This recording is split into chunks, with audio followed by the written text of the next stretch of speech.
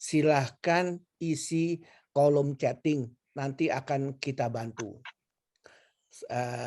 Saya pikir demikian,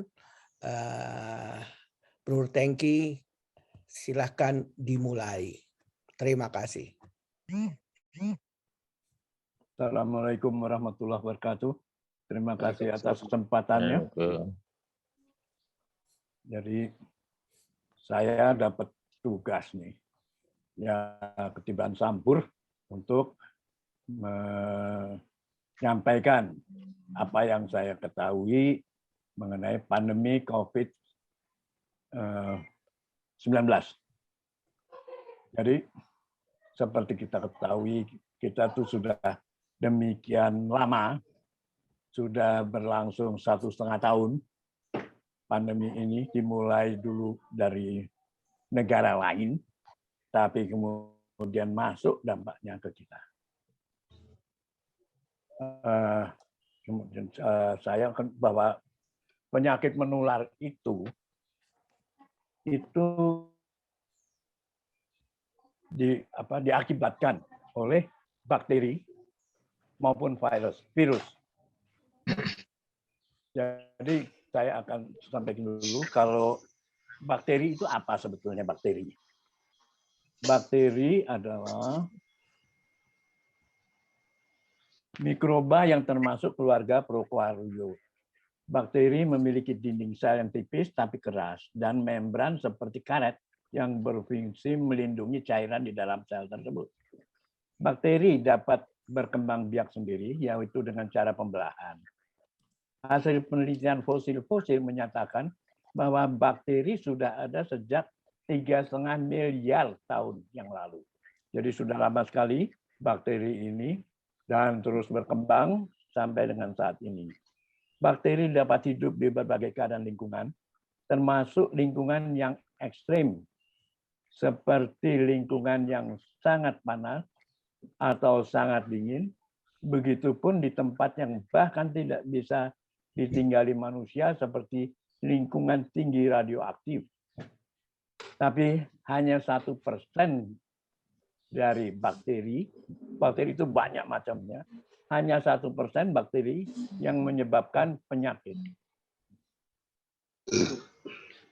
Penyakit yang disebabkan oleh infeksi bakteri antara lain radang tenggorokan, tuberkulosis, selulitis, tetanus, sifilis, infeksi saluran kemih, meningitis, bakterialis, difteri, tifus, penyakit lainnya. Itu saya ambil datanya dari ada saya tulis itu dikutip dari link hellosehat.com. Itu ada gambar contoh dari bakteri. Kemudian kita menuju pada, tadi saya sudah utarakan, bahwa penyakit menular itu dari bakteri, bisa juga dari virus. Virus adalah mikroba yang tidak bisa hidup tanpa menempel pada inangnya. Ukuran virus juga jauh lebih kecil daripada bakteri. Setiap virus memiliki material genetik antara RNA atau DNA. Itu sebabnya masker untuk menghambat virus, kualitas maskernya harus lebih baik. Virus baru bisa memperbanyak diri bila menempel dengan makhluk hidup lain. Saat masuk ke dalam tubuh, virus akan menyerang sel sehat dan mengambil alih pasokan nutrisi dan oksigen pada sel tersebut. Jadi dia memang seperti parasit juga lah. Selanjutnya, virus akan mulai memperbanyak diri sampai akhirnya sel yang ditumpangi mati.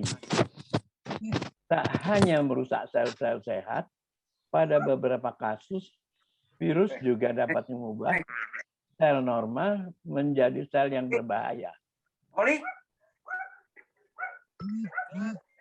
Sebagian besar virus bisa menyebabkan penyakit.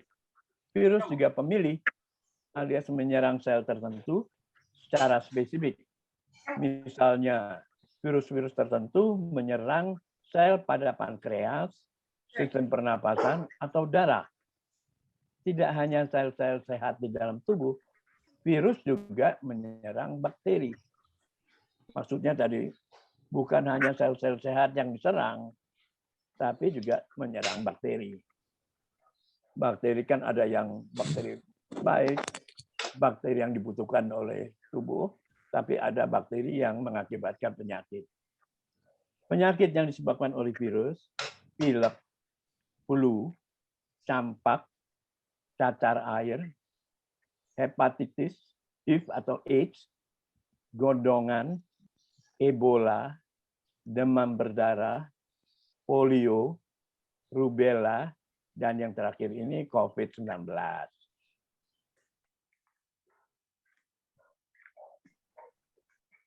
Pandemi yang pernah terjadi. Pertama adalah pes, disebabkan oleh bakteri Yersinia pestis. Wabah pes tahun 541 sampai 542 disebut wabah Justinian pada saat itu. Korbannya antara 30 sampai 50 juta jiwa. Padahal penduduk waktu itu jumlahnya tidak seperti sekarang.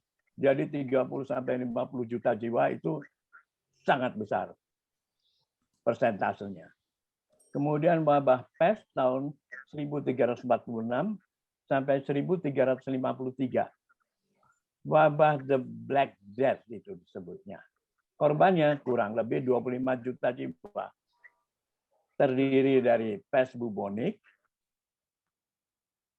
pes septicemic, pes pneumonik. Paling berbahaya pes ini, bakteri menyerang paru-paru. Kemudian yang kedua kolera tahun 1817 sampai 1823. Kemudian flu Spanyol disebabkan oleh virus H1N1 tahun 1918 sampai 1920. Korbannya 507 terinfeksi, korban jiwanya 10 juta. Flu Asia disebabkan oleh virus H2N2 tahun 1956 sampai 1958, korbannya kurang lebih 2 juta jiwa. Flu Hong Kong tahun 1968 sampai 1970 disebabkan oleh virus H3N2. Korban kurang lebih 1 juta jiwa. Kemudian HIV atau AIDS disebabkan human immunodeficiency virus atau HIV menyebabkan terjadinya acquired immunodeficiency syndrome atau AIDS. Ditemukan pertama tahun 20-an, 1920. Ditetapkan sebagai pandemi tahun 1981. Sampai saat ini masih ditemukan korban AIDS. Korban kurang lebih 36 juta jiwa. Kemudian SARS, Severe Acute Respiratory Syndrome, tahun 2002 sampai 2003. Penyebabnya coronavirus. Flu babi, virus baru dengan jenis H1N1, tahun 2009 sampai 2010. Korban kurang lebih 500.000 jiwa. Dan terakhir, Ebola muncul pertama kali di Sudan dan Kongo tahun 1976.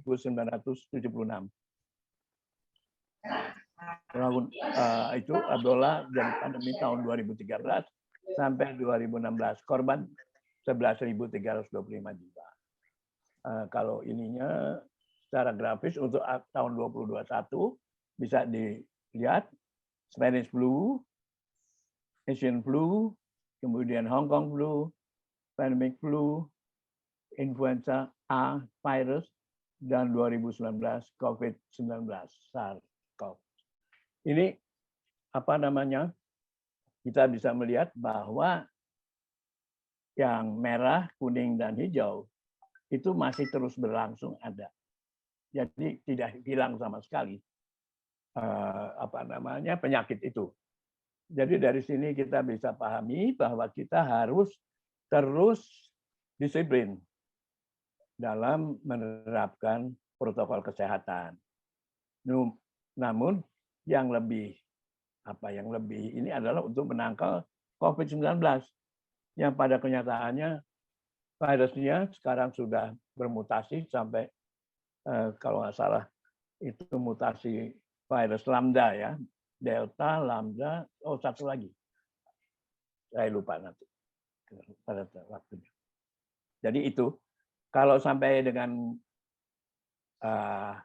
tahapan ini ada pertanyaan, bagaimana Om Ben? Oke. Apakah sampai saat ini ada pertanyaan yang akan ditayangkan sehingga Om Tengki bisa menjawabnya sebelum melakukan ke sesi berikutnya? Terima kasih. Aku ada tanya, Mas Tengki. Ya. Ya, Ya, tadi kan silakan. disebutkan virus itu harus menempel pada inangnya gitu ya. Inang Ya. kan ibunya. Itu apa sih maksudnya?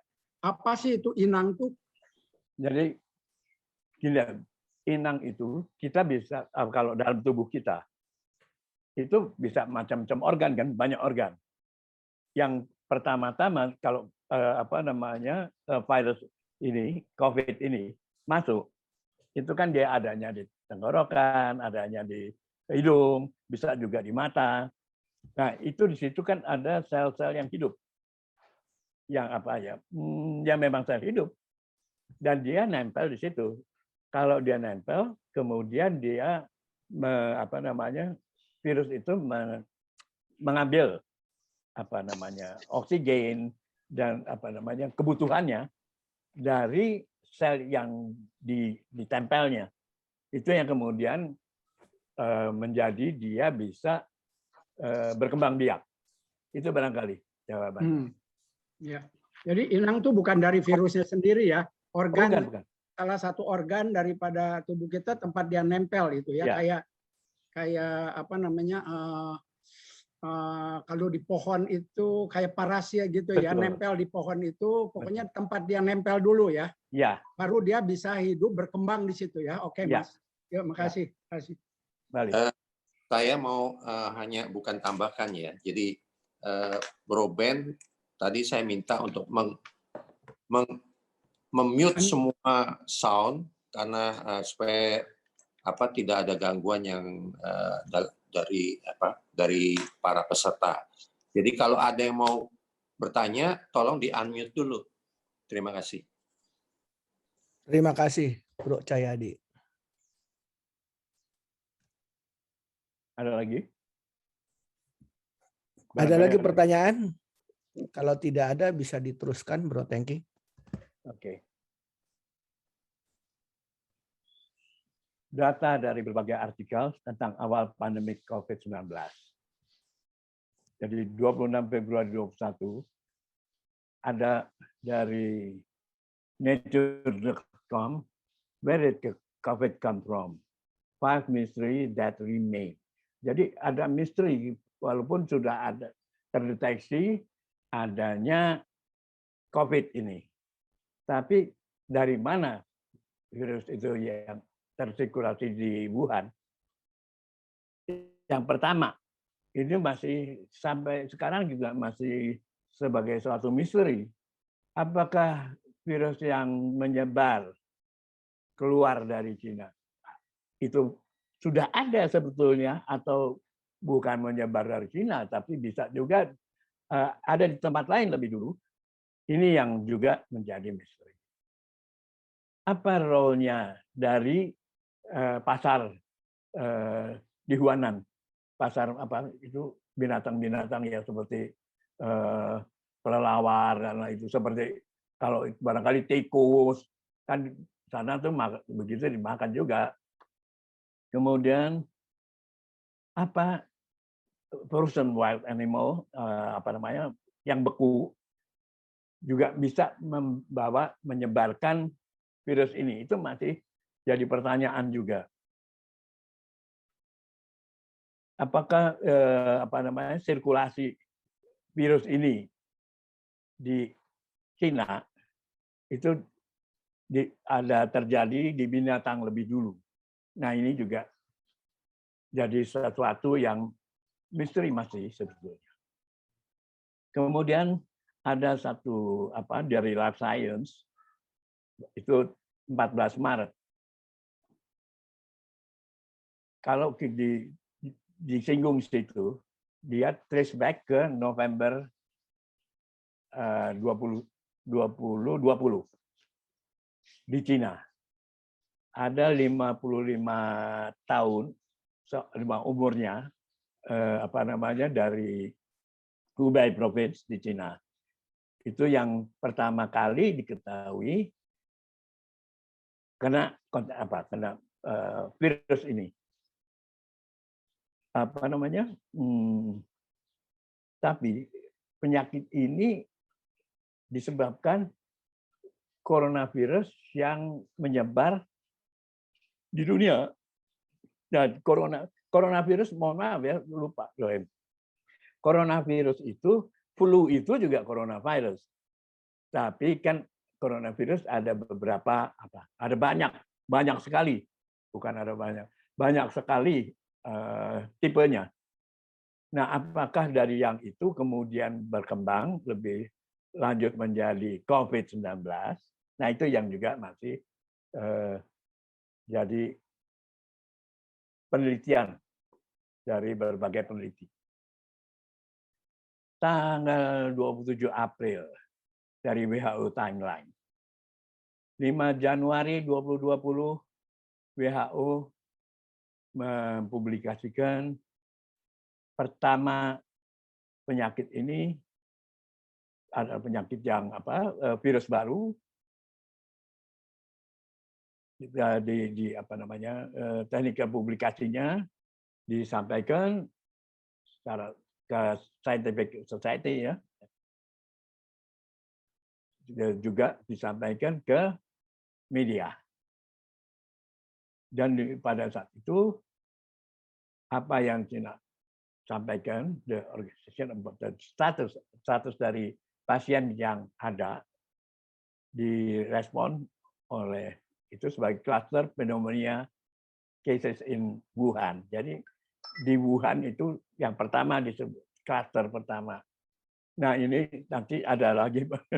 Jadi semua ini dari setiap organisasi kesehatan atau peneliti bidang kesehatan, komennya macam-macam. Ya kita sendiri sebagai orang awam, ya semuanya kita ikutin aja gitu. Mengenai yang benar yang mana, ya karena keterbatasan pengetahuan, ya sebagai masukan saja dijadikan. Kemudian 11 Maret ada alarm mengenai penyebaran. Ini harus ada action. WHO melakukan pengkajian bahwa COVID-19 akan dapat menjadi pandemik. Nah, Juni 17 tahun 2021, 2020 ini salah. Ada ahli penyakit di China, COVID-19 originnya shipped to US global dari US. The study published minggu itu dari National Institute for Health Amerika. At least 7 people in 5 US states were infected, jadi tertular SARS-CoV-2, the virus that caused COVID-19, weeks before the United States reported its first official cases. Jadi sebelum Amerika menyatakan secara official adanya yang korban dari COVID ini. Jadi di situ kita bisa menilai sendirilah. Jadi masalah siapa yang pertama itu segala, menurut saya sampai kapan juga sulit untuk bisa diinikan karena masing-masing kemudian bisa menyembunyikan informasinya, tidak menyampaikan informasinya dengan jelas. Itu yang sebenarnya untuk apa namanya bisa mengendalikan keterbukaan itu penting dan kejujuran. Kemudian di Indonesia, kronologi COVID-19 di Indonesia awal tahun 2020 kasus corona di Wuhan itu sampai di sini. Presiden langsung perintahkan kedubes RI di Cina untuk perhatian khusus pada WNI. Jadi presiden kita nih perhatiannya cukup kepada seluruh warga negara. Memerintahkan penyiapan prosedur evakuasi WNI dari Cina. Tanggal 5 Februari evakuasi sejumlah 285 WNI termasuk 42 orang tim penjemput sampai di Batam. Langsung karantina 15 hari di Natuna dan semua negatif. Perintah siaga rumkit, rumah sakit, dan bandara pelabuhan lintas batas darat pintu masuk Indonesia. Tanggal 28 Januari 2020, pedoman kesiagaan khusus Kemenkes dikeluarkan. Jadi kita bisa melihatlah bagaimana upaya pemerintah dalam rangka untuk bisa mengendalikan ini sudah dari sejak awal. 2 Maret tahun 2020, Presiden umumkan kasus pertama. Jadi waktu itu belum tahu ada yang sudah tertular. Jadi baru 2 Maret Presiden umumkan. Maksudnya di sini adalah pimpinan negara. Ini tertular dari warga negara Jepang yang tinggal di Malaysia. Dari penelusuran, menulari 2 orang. Ibu 64 tahun dan putrinya 31 tahun. Tinggalnya di Depok. Yang setelah dilakukan pemeriksaan terbukti positif terpapar. Nah, langsung pada saat itu dilakukan isolasi di sekitar rumahnya. Cuma memang pada saat itu juga karena kondisi situasi sosial sekitar rumahnya kurang baik, akhirnya ibu dan anak ini difungsikan ke Rumah Sakit Sulianti, kalau nggak salah di Kemayoran ya, supaya bisa tidak mengganggu lingkungan dan juga mendapatkan perawatan yang lebih baik. 13 Maret ditetapkan Kepres tentang gugus tugas percepatan penanganan COVID-19 dengan Ketua Doni Mornado yang bertanggung jawab langsung pada Presiden. 15 Maret, Presiden menyuruhkan untuk belajar dan bekerja dari rumah serta ibadah di rumah. Pada 23 Maret ditetapkan Peraturan Pemerintah Nomor 1 tahun 2020 tentang pembatasan sosial berskala besar yang mulai berlaku 1 April 2020. Dan Kepres Nomor 11 tentang penetapan kedaruratan kesehatan masyarakat COVID-19. Ini penanganan COVID skemanya, tapi barangkali nggak kebaca ya, terlalu kecil.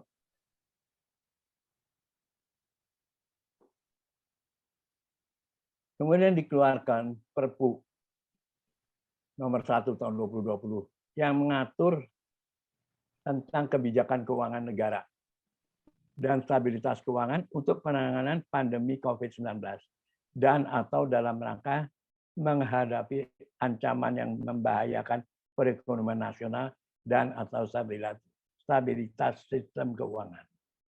Dan hal ini yang waktu itu menjadi isu yang ramai di media juga. Karena memang kalau tidak dikeluarkan Perpu ini untuk setiap penanganan yang membutuhkan pembiayaan, maka jalur prosesnya panjang. Dan itu dimaksudkan untuk hal itu, untuk bisa mempersingkat waktunya. Kemudian ada Permenkes nomor 9/2020 mekanisme penerapan PSBB di daerah.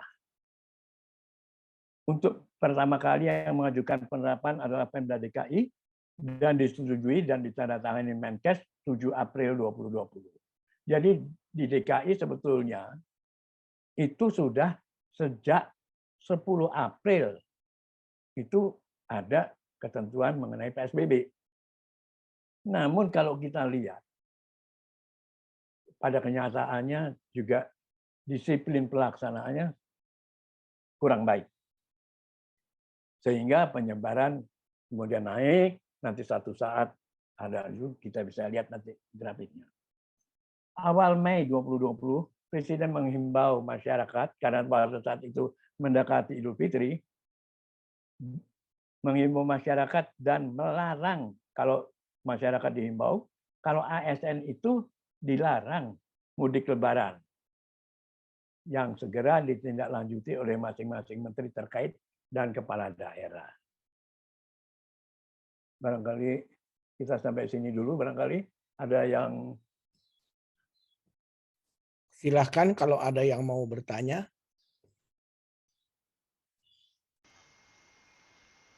Mau gue bertanya nih, Pak Beni. Mangga, mangga. Terima kasih, Master Tengki. Ya. Ini hanya klarifikasi aja. Kok kita selalu ada istilah dulu PSBB, sekarang PPKM. Bedanya apa sih? Apa karena ada zona merah atau zona orange? Atau karena apa namanya reaksi masyarakat nggak terlalu ini gitu loh. Itu aja. Makasih Pak Tengki. Terima kasih. Itu bisa kita lihat di rincian ketentuannya. Jadi memang di rincian ketentuannya itu pertama ya mengenai kenapa itu keluar berubah. Itu tingkat pertambahan harian naik, tingkat akumulasi tinggi, tingkat kesembuhan dan pertambahan harian tidak sejalan. Jadi artinya yang bertambah dengan yang ini kurang baik, sehingga akhirnya akumulasi terus kan tambah naik. Ya itu sehingga pengetatan tambah dikeraskan caranya. Nah, nanti kita ketemu pada bagaimana ininya di sequence berikutnya. Atau ada persepsi kita takut menggunakan istilah lockdown itu. Ini kan buat kadrun-kadrun bagi apa nih dipolitisir gitu loh. Nanti ada juga saya singgung nanti mengenai lockdown. Lockdown misalnya ya di India. Lockdown itu juga tidak lockdown apa yang disebutkan lockdown sebenarnya seperti di Wuhan pada saat itu. Enggak. Jadi memang ini sebetulnya ya mungkin juga kita itu hanya istilah atau apa ya.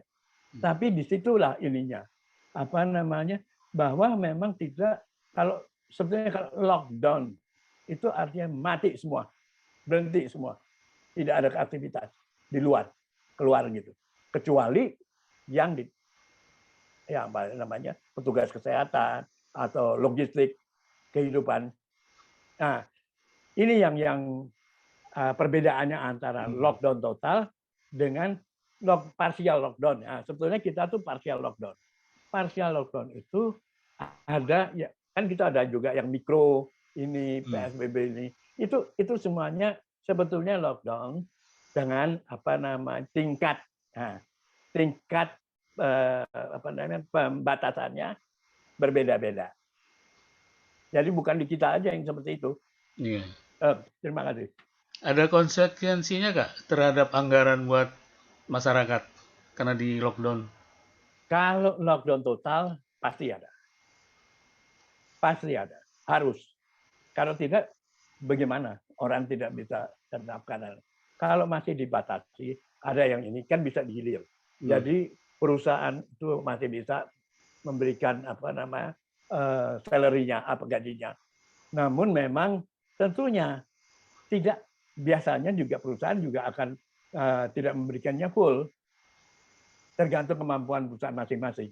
Saya rasa itu yang saya bisa sampaikan.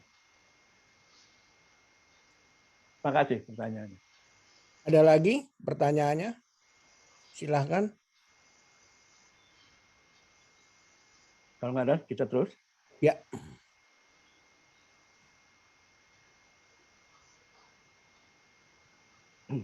Ini Juli tahun 2020, karena dampak perekonomian sudah terasakan, terutama beberapa sektor yang mengalami, maka pemerintah memberikan stimulus untuk berbagai sektor terdampak. Jadi walaupun lockdown parsial, pembatasan tidak full, itu dampak ke ekonomi tetap ada. Dan untuk hal itu pemerintah memberikan stimulus. Nah, ini yang kalau menurut saya makanya tadi ada Perpu itu untuk bisa memberikan jalan pemerintah untuk merubah APBN, memanfaatkan pos-pos pembiayaan dari APBN untuk kebutuhan ini.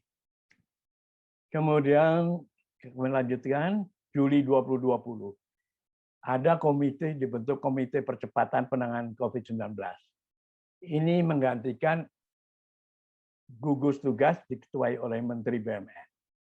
Sebetulnya ini mirip-mirip aja, cuman ditarik aja nih isunya. Jadi ketuanya jadi Menteri BUMN. Kenapa Menteri BUMN?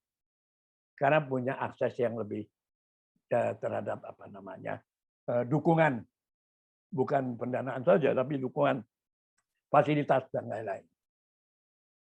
Kemudian 4 Agustus dikeluarkan Impres nomor 6 tentang peningkatan disiplin penegakan hukum, protokol kesehatan dalam pencegahan dan pengendalian COVID-19 dan memuat sanksi bagi pelanggar.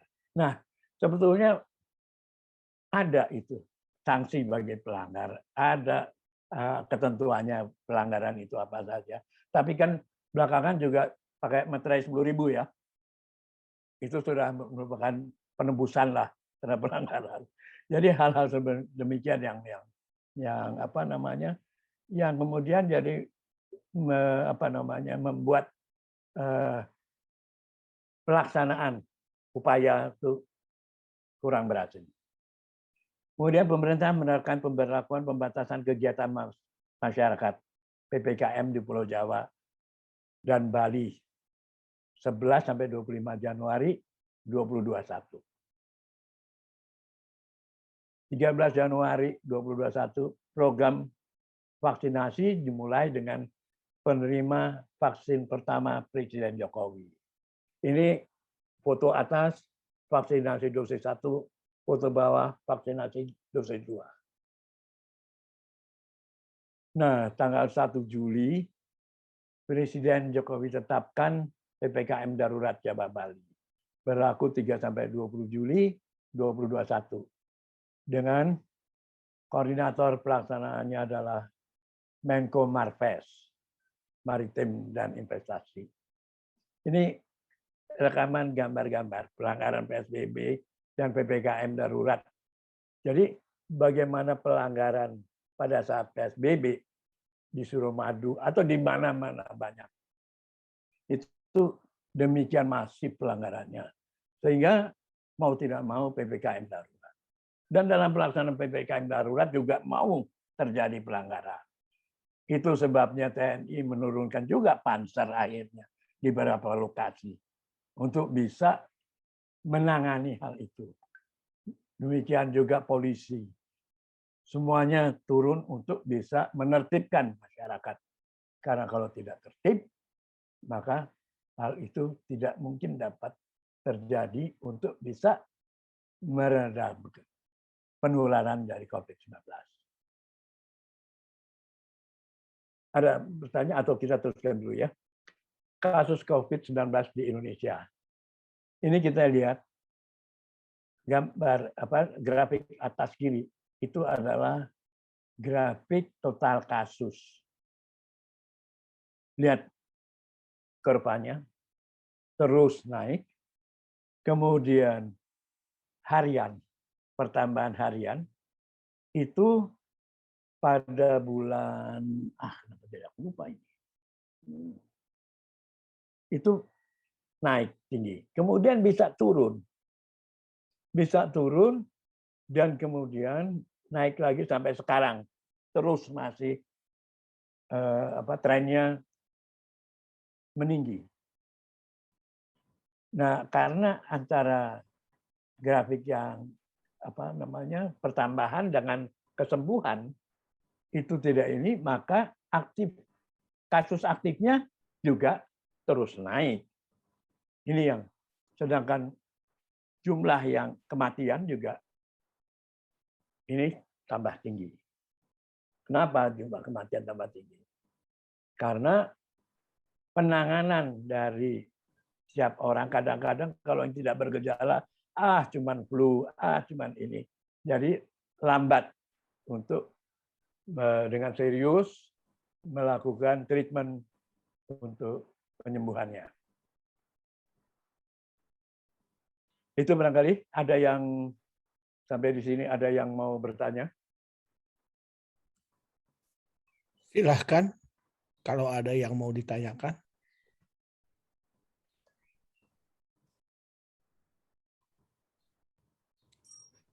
Ada yang mau ditanyakan? Kalau tidak, bisa lanjut ya. dilanjutkan, Bro. Ya. Jadi vaksin COVID-19 ini sudah saya ambil datanya ini dari WHO tanggal 29 Juni. Jumlah vaksin yang dikembangkan sampai dengan saat ini adalah 289 vaksin. 105 sudah di clinical development, sudah uji klinis. 184 itu belum sampai ke uji klinis. Ini daftar itunya bisa dilihat, tapi nanti juga saya lampirkan source-nya itu jadi tinggal bisa dibuka, bisa dilihat, dan kalau mau lebih teliti lagi di situ apa saja yang ini.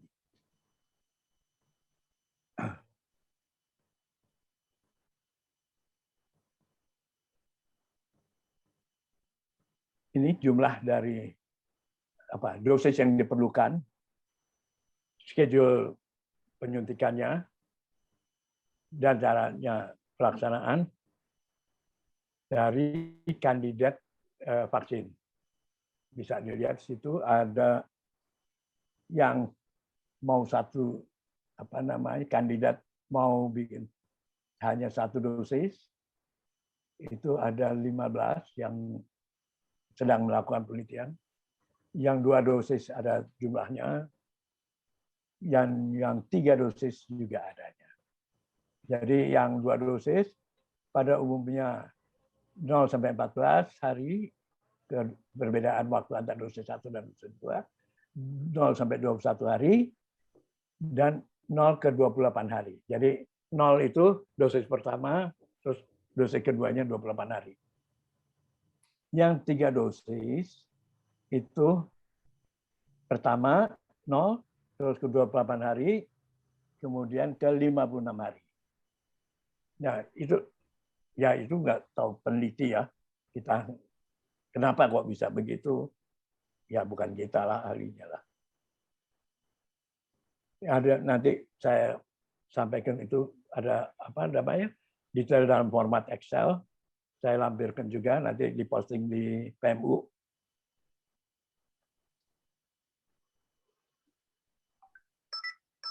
Tanya, Ben. Ya, oke.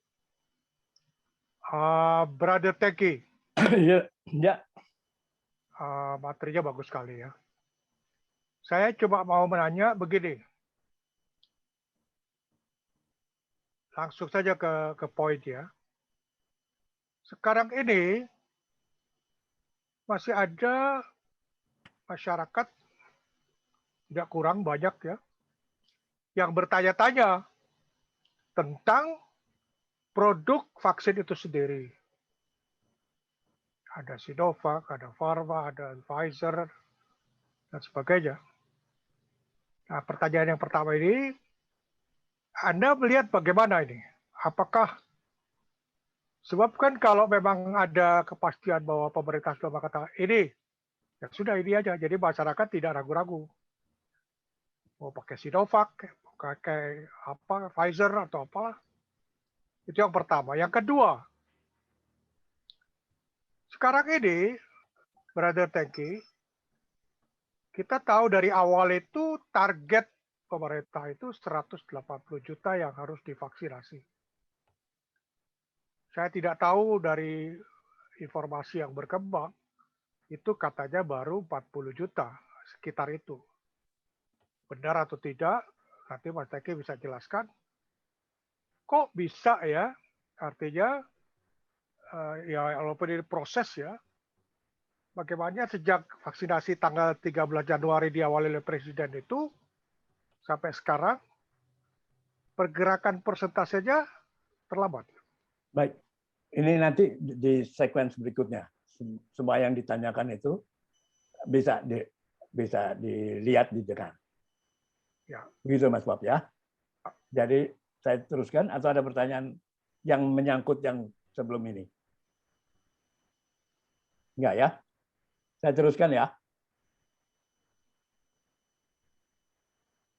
Jadi karena kita nih kalau tergantung dengan vaksin produk luar negeri, itu ya sulit ya, karena kebutuhan vaksin seluruh dunia ini cukup besar dan produsen vaksin yang sampai dengan saat ini sudah di-approve itu terbatas, sehingga pemerintah juga mau nggak mau mengupayakan supaya bisa produksi dan juga didukung oleh para peneliti dan semua unsur yang ada di Indonesia yang mempunyai kemampuan untuk melakukan itu. Ada vaksin merah putih. Vaksin merah putih ini bukan oleh satu lembaga yang melakukan, tapi 7 lembaga yang terlibat. Eijkman, UNER, LIPI, UI, ITB, Gama, dan Pajajaran. Jadi itu kelihatan di sini bahwa perhatian kebersamaan sangat baik. Progres Eijkman dan Bio Farma sudah meneliti virusnya bersama-sama dalam skala pilot. Diperkirakan uji praklinis akan dilakukan mulai November 2021. Jadi proses itu memang nggak sak-dek-saknyek ya. Namanya juga satu penelitian, development satu produk baru, itu butuh kehati-hatian. Karena risikonya demikian besar, menyangkut kesehatan masyarakat, menyangkut jiwa manusia. Untuk selanjutnya uji klinis diperkirakan baru bisa Januari sampai Agustus 2022 dan persetujuan penggunaan darurat baru diperkirakan diharapkan bisa keluar September 2022. Ini yang disampaikan di DPR tanggal 16 Juni 2021. Sedangkan vaksin Nusantara, ini saya cari informasinya yang lengkap untuk bisa mendukung apa yang akan saya sampaikan, nggak bisa. Tapi yang saya dapatkan bahwa vaksin Nusantara, sponsornya sebetulnya Avita Biochemical di Amerika yang sudah melakukan penelitiannya dan pengembangan itu sebelumnya untuk CA, kanker. Ini nanti ada satu link untuk bisa baca sendiri saja. karena panjang itu. Dan banyak apa namanya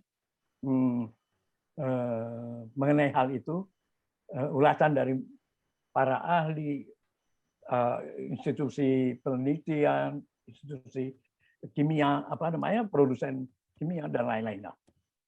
Kemudian selain kerjasama antara Sinovac Cina dengan Bio Farma dalam uji klinis tahap 3 yang telah diselesaikan tahun 2020, segera juga akan dilakukan kerjasama antara Genexin dari Korea dengan Kalbe Farma dalam uji klinis tahap 2 dan 3. Jadi seperti Indofarma tidak mengembangkan vaksin, tapi melakukan lanjutan dari satu proses yang dilakukan oleh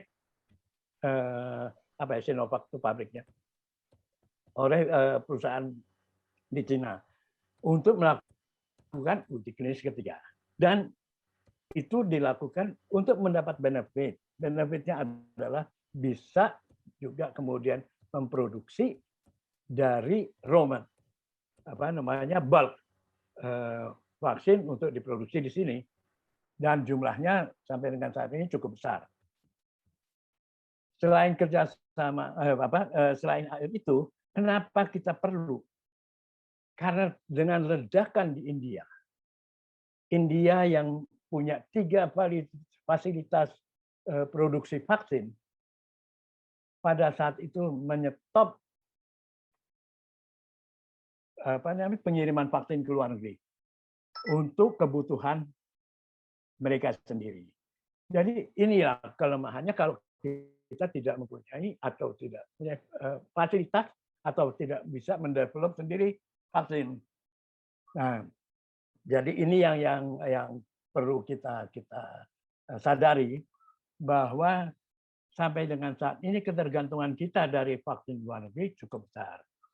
Namun pemerintah itu melalui Menlunya sudah begitu agresif membuat terobosan, mencari kesempatan dalam Gavi ini untuk bisa memperoleh porsi tambahan dari apa yang sudah dikonfirm atas dasar G2G atau juga antara BUMN kita dengan perusahaan luar negeri dalam memperoleh vaksin.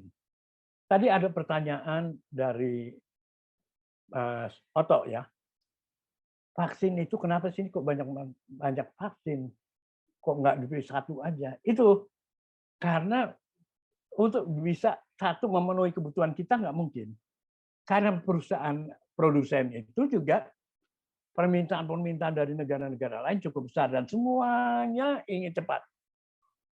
Sehingga tidak ada jalan keluar, kita harus memperoleh vaksin multi sources dari sumber-sumber mana saja untuk bisa mencukupi kebutuhan vaksin yang diperlukan supaya mengejar herd immunity.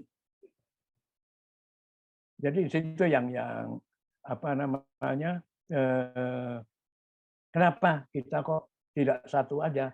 Bahwa tidak satu itu bukan sembarang juga, semua sudah dilakukan pengkajian terhadap apa yang akan digunakan di sini. Dan yang sudah bisa dipertanggungjawabkan. Memang ada banyak perbedaan efikasinya, ada yang 90%, ada yang ini. Tapi itu semua adalah dalam konteks bahwa semua perlu untuk bisa diambil manfaatnya, dan benefitnya itu kan plus minusnya itu ada dari semua itu. Jadi resultante dari yang benefit yang ada itu yang dipakai oleh pemerintah untuk memutuskan dan mengupayakan vaksin dari mana yang akan diambil. Nah, ini saya masukkan tadi ada pertanyaan dari Mas Otto, program vaksinasi Indonesia ini, realisasi vaksinasi banyak menemui hambatan. selain hambatan psikis karena isu-isu yang direkam di medsos, juga disebabkan kita belum memiliki vaksin mandiri yang berarti ketergantungan terhadap pasokan dari luar negeri. Ini tracingnya di situ. Alhamdulillah dengan solidnya kerjasama antara kementerian, maka pasokan vaksin dari negara produsen sampai dengan saat ini, jumlah vaksin yang sudah ada serta konfirmasi dan jadwal kedatangan untuk diperoleh dalam tahun ini berjumlah ini per Juli ya, per Juli awal 194 juta dosis. 194 juta dosis berarti masih kurang lebih ya 55% lah dari kebutuhan yang ditargetkan. Sampai dengan Juni telah tiba 118 juta. Akan tiba bulan Juli Agustus 76 juta vaksin. Itu sebabnya Menkes kemudian kemarin ini sudah menargetkan per hari mau ditingkatkan menjadi 2 juta. Bahkan mungkin kalau ada jaminan pemasukan COVID yang akan vaksin yang akan didatangkan, konfirmasi waktunya disebutkan oleh Menkes bisa jadi akan ditargetkan sampai 5 juta. Itu kenapa juga di awal progres masih lambat karena masalah vaksinnya, Pak.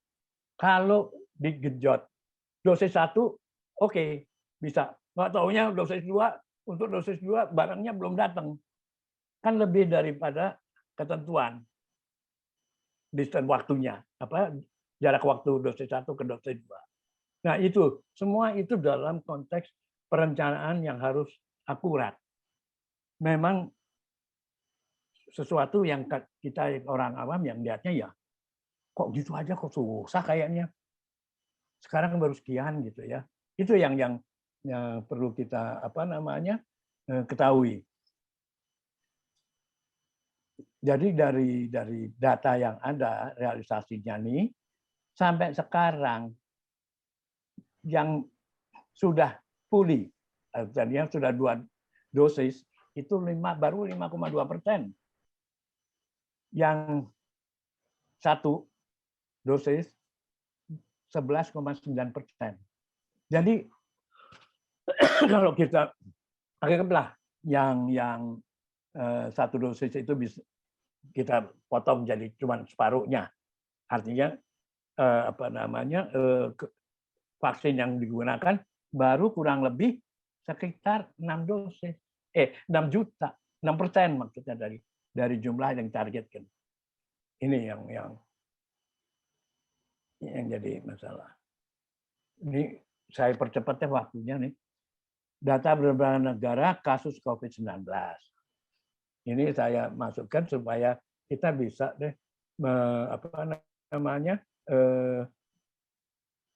memahami gimana sih di lain. Kadang-kadang kita suka kok sana hebat ya kayaknya gitu loh.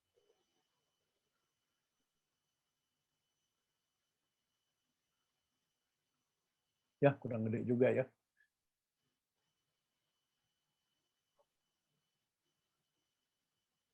Saya ambil hanya beberapa negara ini. Tapi ya udah kelihatan ya. Kalau enggak nanti lihatnya deh. Tapi ini Indonesia nih masih yang di sini.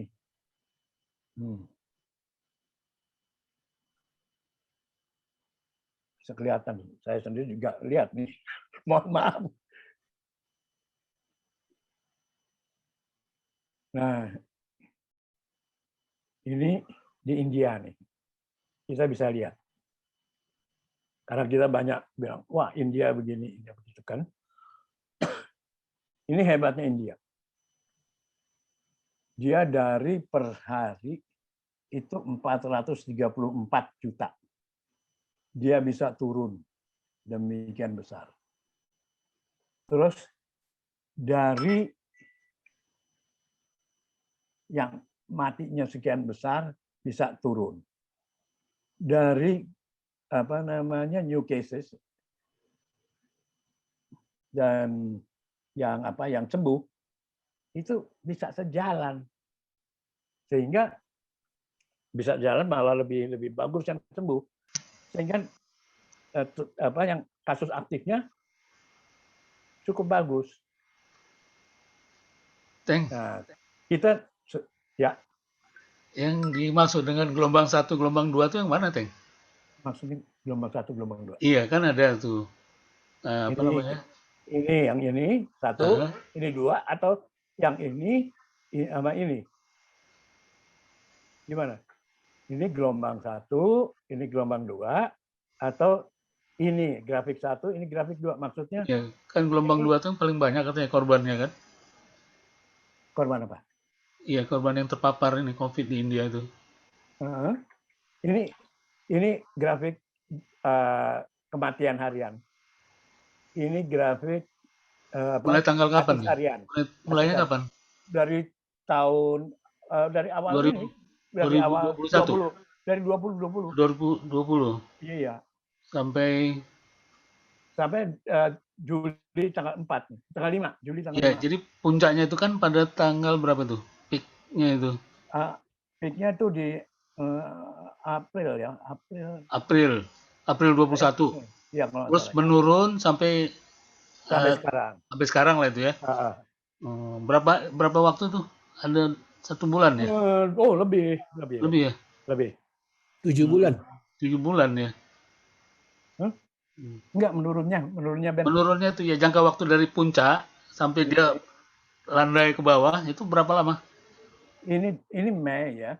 Ini di sini Mei. Dia naik Ya. nih April, ini Mei. April naik. Kemudian Terus turun. Ini Ah. Juli. Jadi Iya, itu Juli berarti 2 bulan. 2 bulan. 2 Nah, gue bulan. bayangkan juga di Indonesia sekarang lagi peak, nanti akan menurun berarti 2 bulan lagi dong. Iya, insya Allah. Ya, kalau kita asumsi sama tuh, apple to apple. Nah, tapi kita lihat gini dulu. Nih, lihat yang ini. Nah, ini dia lockdown kan, parsial. Nah, lockdown parsial. Ya. Ini dia school-nya ya. Sini sampai ini begini. Ya. Ini workplace. Dia udah dari lama dia kendorin. Ya. Di sini kuning itu kan kendorin ya. Merah lagi. Karena ini begini. Naik dia lagi naik, kan? Dia Ya. merah, dia turun kemudian. Ya. Ini kan juga begitu. Ya. Ini di apa namanya yang nggak boleh keluar rumah. Ya. Ini dikencengin. Tapi ini udah keburu naik kan? Ya. Nah, di sini di border dia udah kendorin nih di border.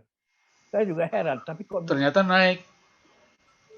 Ini yang makanya di sini nih. Ini aneh nih. Tapi memang kalau kita lihat ini, ya, ini. Ya. Pada saat dia mulai lockdown sama kita nih. Kita mengalami hal ini. Yang ini nih. Iya. Madura kemarin kan begitu. Begitu. Begitu hari pertama begini. Ini kan yang seperti tadi saya kasih fotonya tuh yang pasangin panser segala. Iya. Karena itu. Tapi kemudian dia cepat. Tuh. Ini dalam apa namanya? Hitungan hari nih. Tuh. Jadi tingkat apa namanya? Peningkatan disiplinnya itu begitu baik gitu loh. Mungkin pakai harus hukum ini kali, hukum besi kali. Nah, tangan besi kelihatannya. Tangan besi ya. Kelihatannya begitu keras. Iya. Kita belum ke sana. Belum. Makanya kita perlu seperti itu. Jadi saya makanya menilai apakah dia bisa menurun ini. Itu karena ini. Karena tangan besi gitu. Nah, itu. Jadi kita kan nggak pernah tangan peningkatan besi. Peningkatan disiplin. Kita cuma mulut manis. Itu yang buat kita perlu moderator lihat saya lagi. bisa bertanya? Enggak, silakan. Ini udah masuk pertanyaan belum nih? Saya mundur. Udah, silakan aja. Silakan. Udah masuk pertanyaan Saya ya? mundur sedikit. Ya, silakan. Ya. Moderator, saya mundur sedikit. Ya. Kemana? Tentang vaksin tadi. Vaksin, ya. Ya, tadi Anda mengatakan agak sulit atau terasa sulit untuk bisa menghentikan impor dari luar. Nah, masalahnya teman-teman, Bro Teki, itu negara-negara lain juga memprotek kebutuhannya. Seperti Eropa. Sama. Eropa dia sudah tentukan, misalkan Astra atau apa gitu, 2 atau 3 produk, sehingga orang mungkin sulit untuk ide ke pabriknya begitu dan sebagainya. Nah, kesulitan bagi Indonesia, saya melihat begini, Bro Teki. Ya. Karena mungkin dari itu tidak mudah sekarang untuk mendapatkan, walaupun ada duit, untuk mengimpor itu. Satu sisi itu. Nah, menghadapi itu dengan tuntutan target yang akan dicapai, itu kan mestinya, tadi Anda sudah singgung, penelitian terhadap penggunaan atau penemuan produk-produk dibuat dalam negeri itu harus cepat. Ya, kita bukan apa-apa. Tadi Anda katakan memang ada keterlibatan ini, instansi ini, sebagainya, dalam rangka menentukan produk apa, merah putih, kan Nusantara atau apa. Dan ini harus cepat. Saya melihat lepas daripada birokrasi dan sebagainya, itu harus ada semacam ketegasan. Harus berani menentukan ini harus begini. Kalau enggak, ya orang tahu sendiri kan, kita tahu sendiri kalau orang yang kena COVID itu rata-rata 80% menurut catatan informasi itu belum kena vaksin. Yang kena vaksin cuma berapa persen gitu. Nah, ini kan satu hal yang serius, Bro Tengki.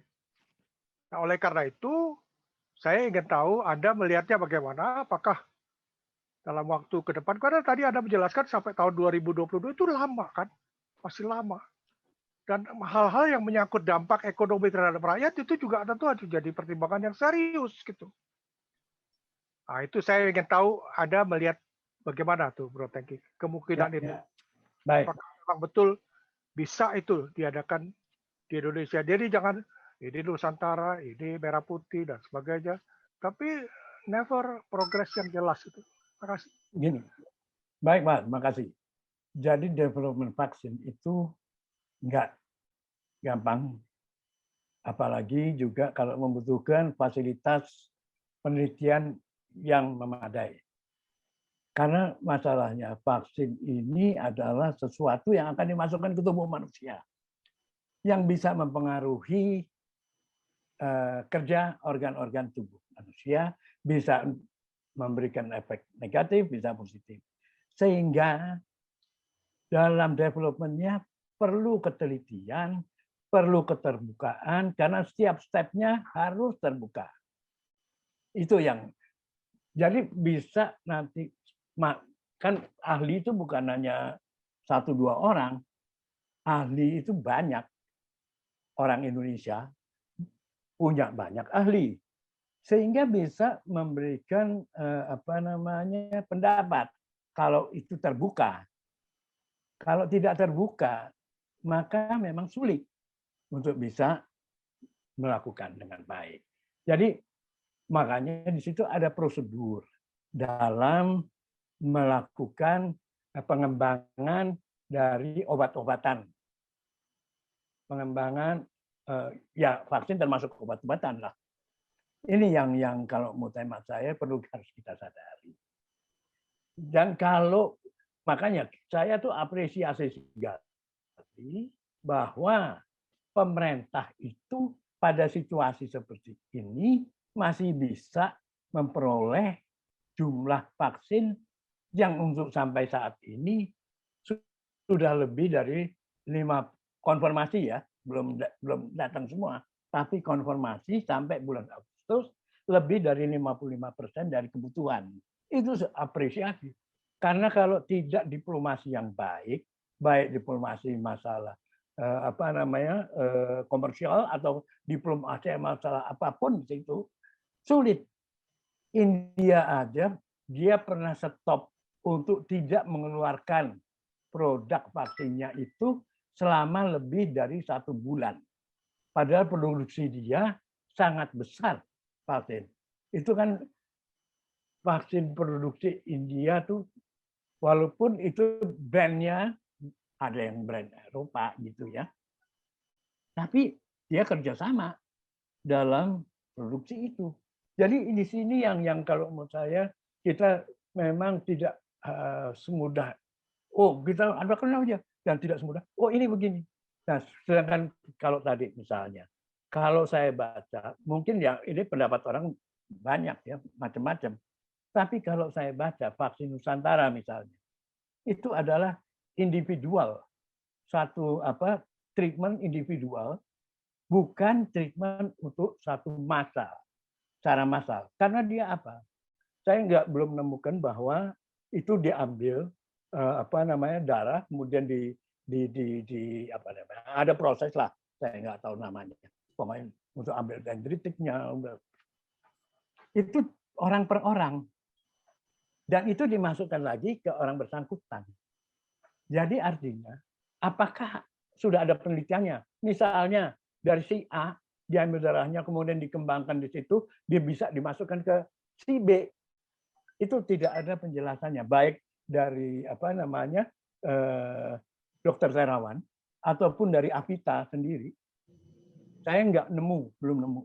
Jadi kalau dibilang itu mungkin saja memang ampuh dia untuk bisa menginikan menjaga imunitas person ya, hidup. Tapi kalau untuk orang banyak, karena dibutuhkan waktu untuk prosesnya itu 1 minggu. Kalau kita berpikir aja, 5.000 orang diambil darahnya, kemudian diproses, disimpan dulu untuk bisa proses itu berjalan sampai waktunya untuk disuntikan. Itu space yang diperlukan untuk menyimpan itu bagaimana? Padahal ada satu dokter anggota penelitinya bilang bahwa siap 10 juta per bulan. Itu saya kok nggak mudeng. Mungkin sayanya yang memang pengetahuannya nggak sampai ya. Tapi kalau membaca informasi-informasi, kok nggak mudeng saya. Jadi kalau untuk masalah massal itu, saya kok rada itu ya kurang bisa optimistik dengan vaksin Nusantara.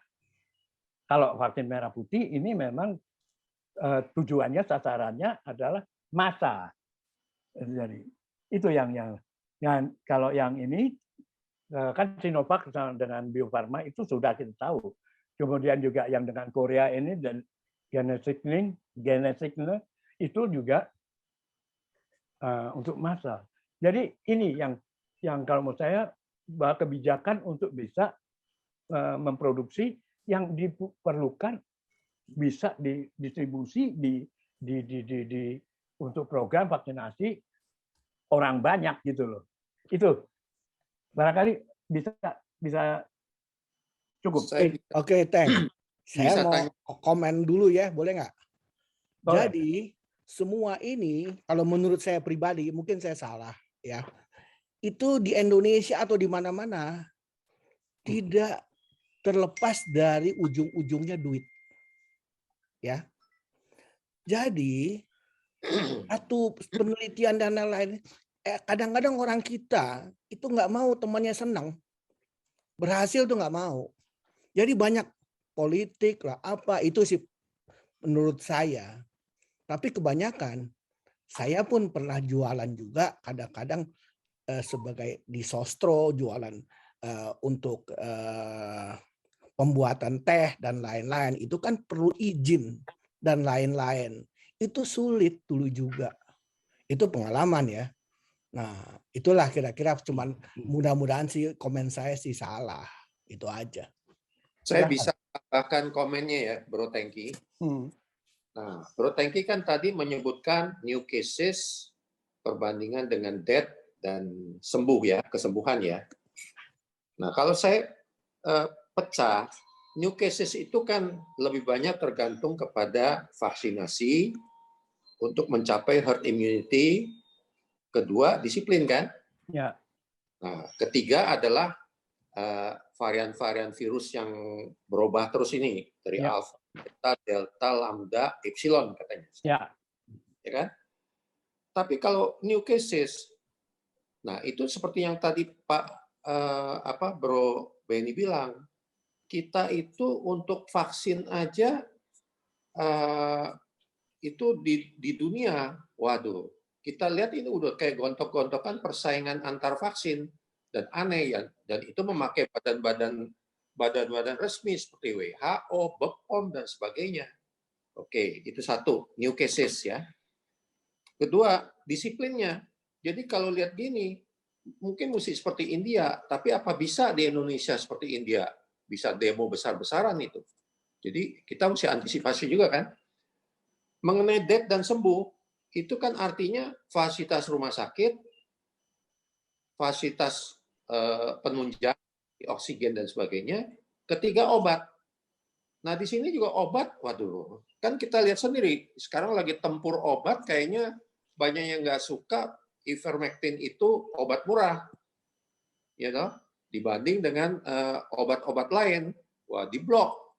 Kadang saya baca sendiri, waduh banyak di WA group, begitu ivermectin dipuji-puji, langsung ada yang bilang itu hoax lah, itu nggak bener lah dan sebagainya itu. Jadi ini kayaknya ini pertempuran bisnis nih ya. Apa enggak kita mesti lihat nih. Jadi dead sama sembuh itu obat. New cases, vaksin sama disiplin. Apa bukan itu Pak Bro Tengki? Oke. Saya akan mohon maaf dulu Mas Tengki. Ya. Mas Tengki. Oke. Saya pengen usul ini kan aku dengar ya pertanyaan itu udah merucut ke kesimpulan ya. Ya. Ini masih berapa slide nih? Mohon maaf nih Mas Tengki. Enggak, sebenarnya habis sudah. Iya, jadi apa mau dihabisin dulu? Udah selesai. Ini udah selesai. Ya, ini kan masih di mana nih? Masih ada yang pakai bendera ini di mana nih? Oh, itu terakhir. Oh, jadi ini udah selesai ya? Presentasi udah selesai. Ini mohon maaf ya. Tunggu, saya akan sampaikan dulu ini. Ini ya. Ini tadi jadi udah kesimpulan saya dulu, kemudian kita buka itu ya pertanyaan itu. Okay. Karena saya juga ada ketitipan dari chatting nih. Ya, saya harus sampaikan juga. Oke, silakan. Ya. Jadi kalau ini ya di slide terakhir, bukan terakhir ya, satu dari terakhir, India tuh awal April 21 kekurangan pasokan vaksin. Tadi seperti yang disinggung sama Bro Otto, Mas Bob, Om Bob, itu sampai akhirnya 3 fasilitas produksi vaksin di sana itu tidak mengeluarkan vaksinnya untuk dikirim luar negeri, untuk ekspor. Ini yang membuat India juga untuk mencukupi kebutuhannya, dia mengakselerasi. Tadinya dua itu dia membangun satu lagi fasilitas produksi vaksin dengan targetnya untuk sampai bulan Juli ini 20 juta per bulan. Supaya bisa mencukupi kebutuhannya. Dan nantinya baru akan Agustus ke sana itu 60-70 juta. Masalah kekurangan pasokan vaksin, pemerintah India mengurangi pelaksanaan ekspor, kan tadi udah saya sampaikan. Dalam negeri dapat lebih besar. Dari data di atas, dari kasus India nih. Maka dipatuhinya kebijakan mobilitas penduduk. Walaupun pada kebijakan terjadi banyak penyimpangan. Sama di kita. Bertambahnya disiplin warga dalam penerapan protokol kesehatan.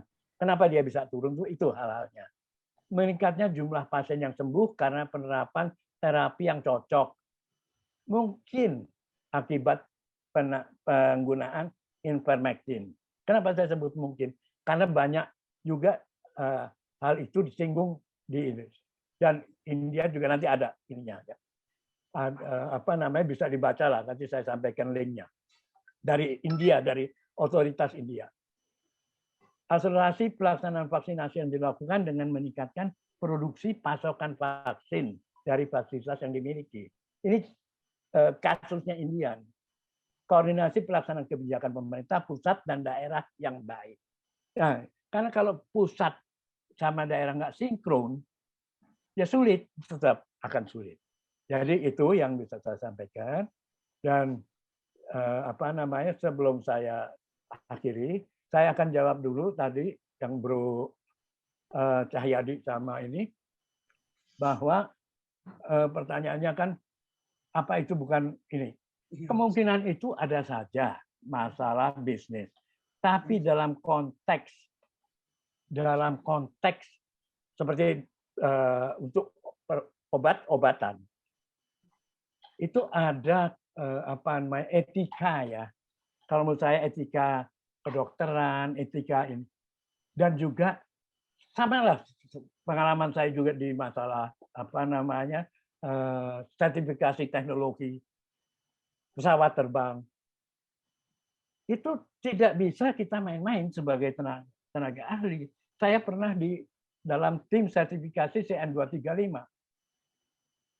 Hanya sedikit saja kurang, tidak disertify. Jadi bukannya kalau untuk urusan yang lain mungkin ya mudah dengan uang, main uang. Tapi hal itu ada tanggung jawab profesi. Jadi kalau menurut saya etika bisa saja orang ada yang etikanya tidak baik, itu jamak manusia namanya. Tapi saya sampai sejauh ini tidak bisa menyampaikan mengeneralisir bahwa para tenaga ahli itu sudah menginikan etikanya semua. Kemudian kita akan nanya diri kita sendiri dong. Apakah kita sebagai engineer sudah benar-benar juga menyimpang dari etika itu, etika profesi kita? Ini yang buat saya kok tidak sepakat dengan hal itu. Bisa saja orang yang mempunyai anggapan seperti itu, tapi saya kurang sepakat. Jadi seperti hal-hal itu menurut saya, seperti misalnya sekarang diviralkan, Australia menyetujui penggunaan ivermectin. Saya temukan otoritas Australia menyatakan ivermectin tidak untuk itu, sudah di drop. India sudah drop, itu dalam Eropa.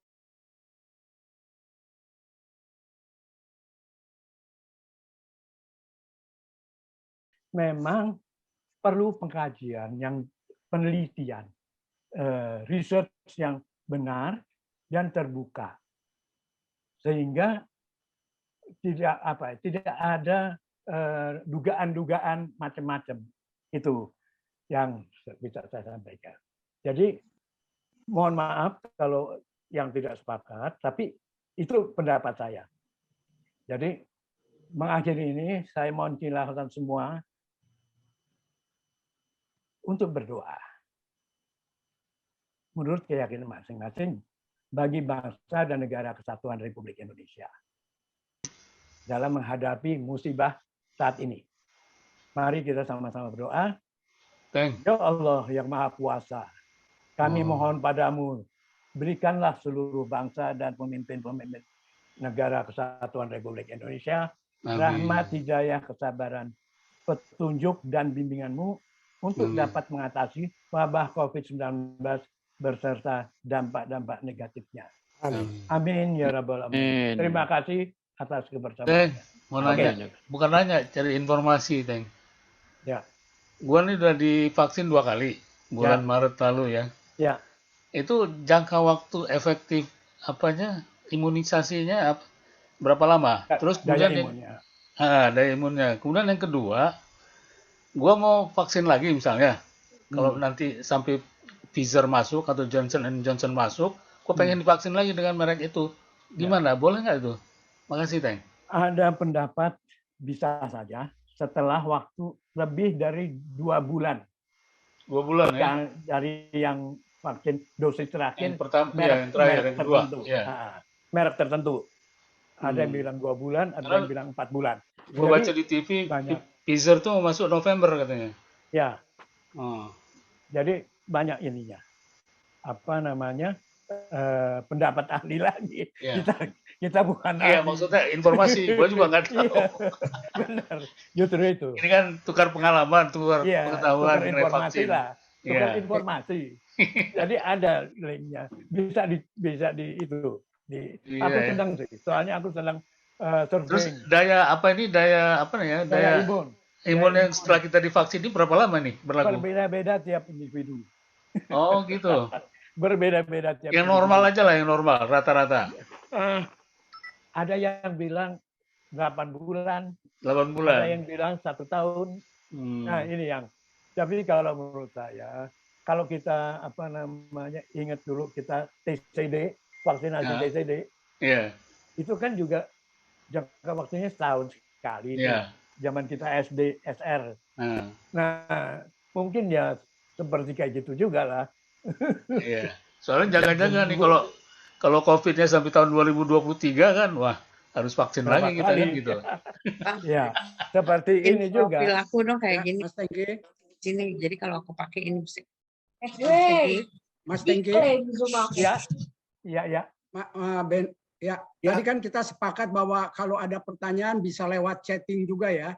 Ya, Iya. betul. Jadi ini saya rasa kita harus Ada tepati pertanyaan. janji kita ini. Ya, Ada masuk chatting ini dari ya. teman kita ini. Rupanya dia ada kesulitan dengan apa namanya internetnya dari Tony Dewono.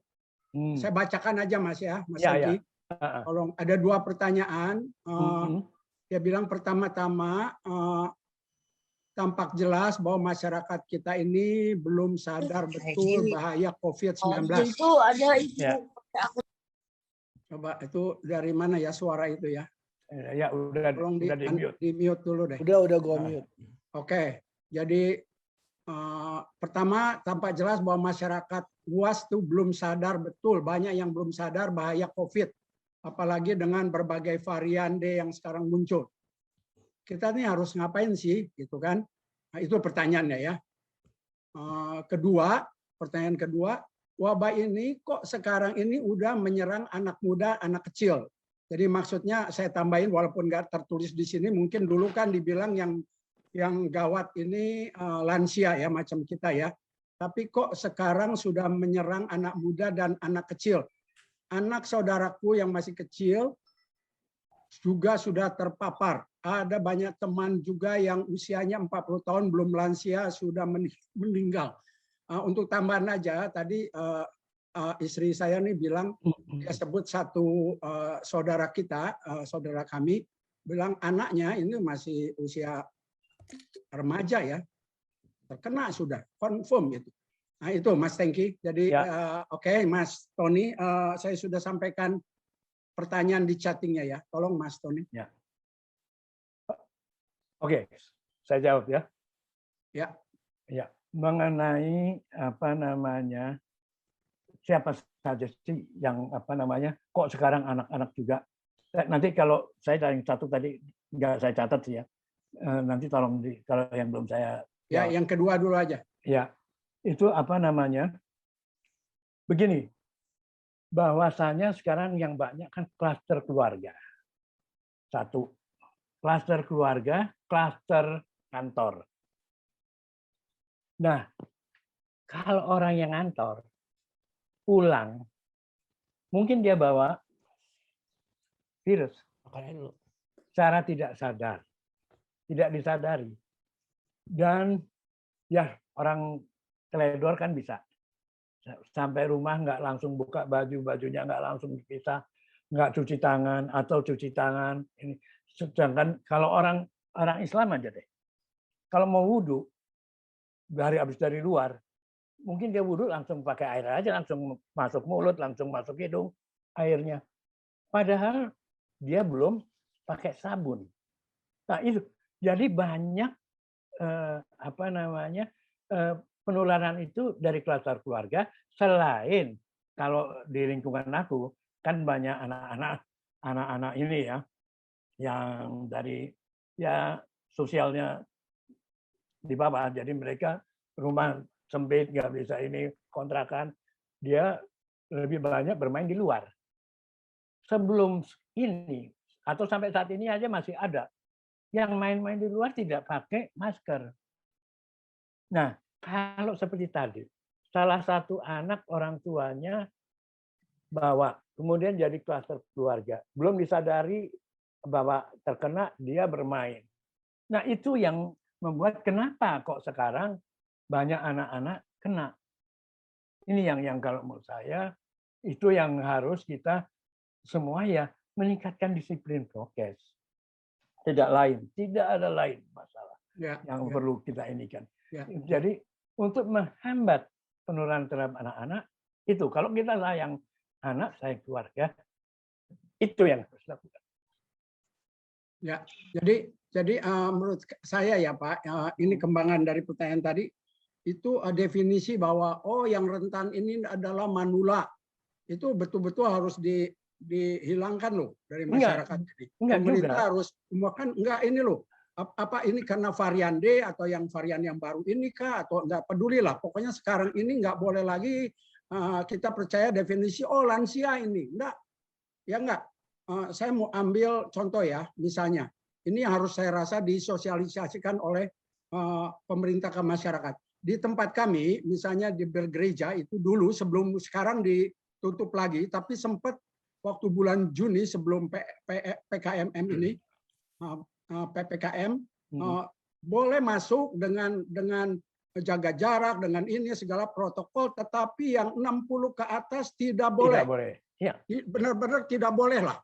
Ya enggak, sekarang itu enggak berlaku loh. Kalau memang sekarang sudah menyerang banyak anak-anak di bawah umur 40, remaja segala. Jadi itu pemahaman masyarakat menurut aku harus disosialisasikan ya oleh pemerintah loh, Mas Hengki.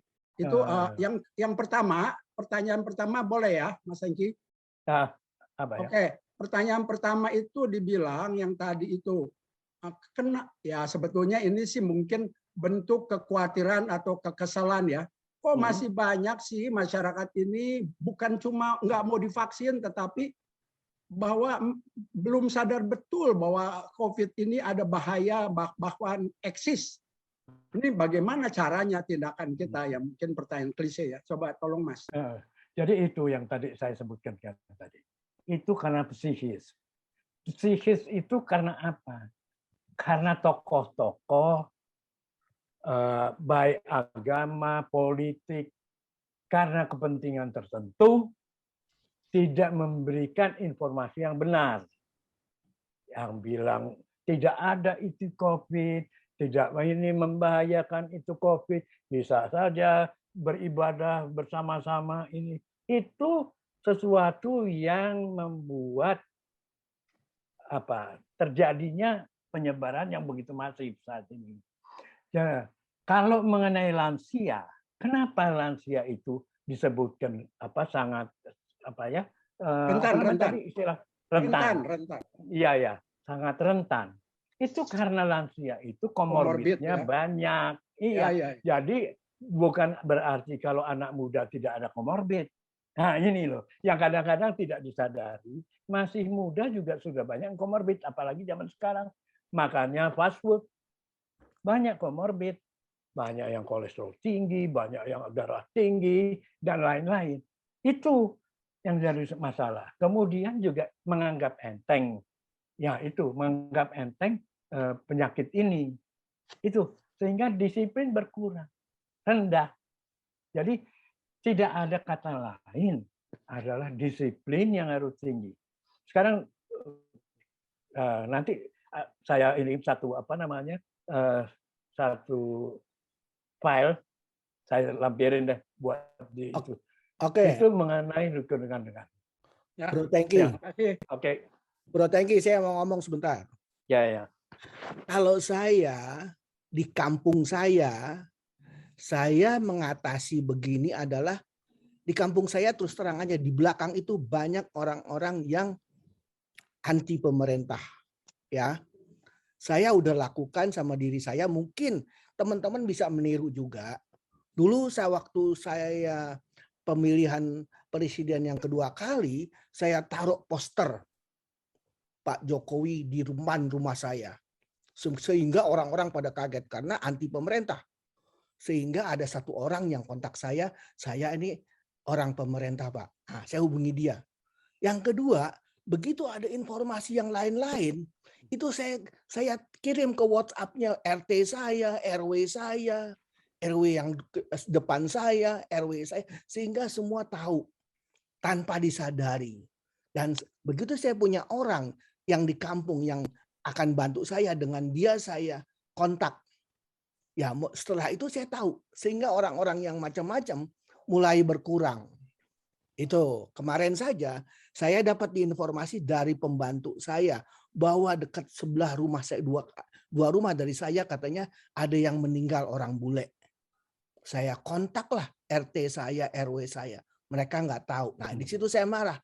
Kenapa sebagai RT RW nggak tahu Bapak itu rukun warga, rukun tetangga? Buat apa? Saya bilang. Akhirnya mereka minta maaf dan baru. Itulah cara-cara yang saya lakukan. Mungkin bisa dipakai di teman-teman. Itu saja. Terima kasih. Oke. Ya Pak, saya bisa ngomong sebentar Pak. Ya, silakan Silakan. Pak Ben. Ya, begini, saya pikir masalah COVID itu seperti perang. Dulu perang lawan musuhnya orang, manusia. Sekarang musuhnya virus.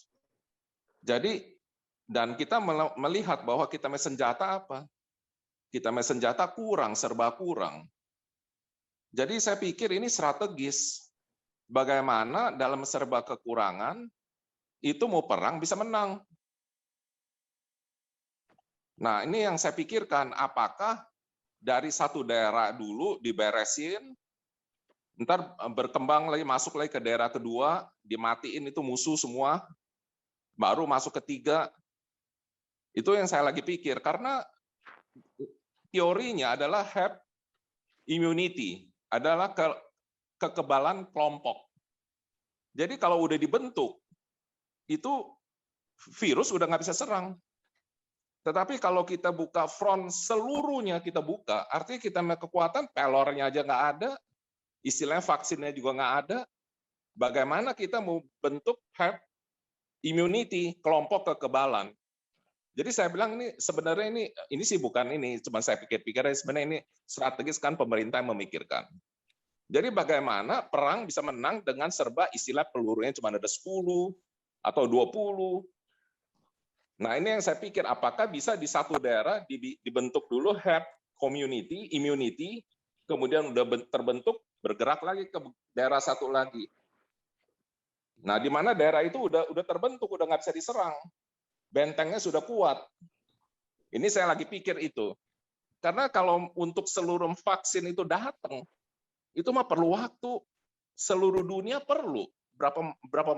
Berapa jumlah manusia di seluruh dunia minta divaksin. Nah, kita kalau udah dapet, sebenarnya Indonesia juga termasuk negara yang banyak udah beli vaksin yang terbanyak di dunia, saya rasa. Jadi bagaimana dengan peluru itu, kita bisa bentuk herd community. Jadi nggak bisa saya pikiran apakah bisa strategisnya seluruh kita buka front perang, atau cuma satu daerah kita udah menang, kita bentuk benteng, serbu lagi, bentuk lagi satu daerah lagi, bentuk benteng lagi. Itu pemikiran saya. Terima kasih. Boleh saya? Ya, itu yang di sekarang strategi itu dipakai. Itu adalah dengan ini udah ketuir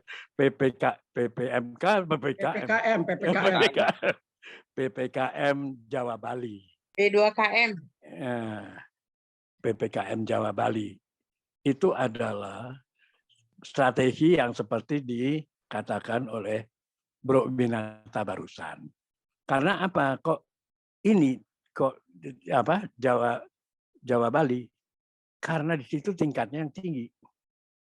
Kalau sekarang Jakarta dulu, Jawa Barat tinggi.